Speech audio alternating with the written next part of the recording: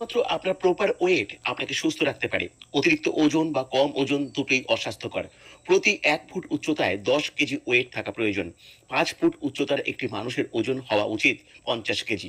আপনার প্রতিদিনের শারীরিক পরিশ্রম অনুযায়ী যত ক্যালোরি প্রয়োজন হয় তার বেশি ক্যালোরি আপনার শরীরে গেলে আপনার ওজন বেড়ে যায়। তাই আপনার ওজন যদি বেশি হয় তাহলে আপনার প্রতিদিন কম ক্যালোরি যুক্ত খাবার গ্রহণ করা উচিত।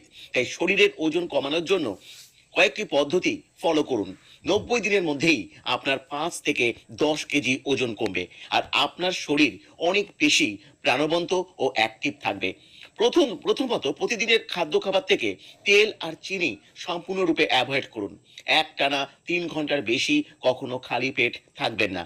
এজন্য আপনার শরীরে বায়ু বা গ্যাসের সৃষ্টি হবে, যা আপনার মেদ বৃদ্ধির কারণ হতে পারে।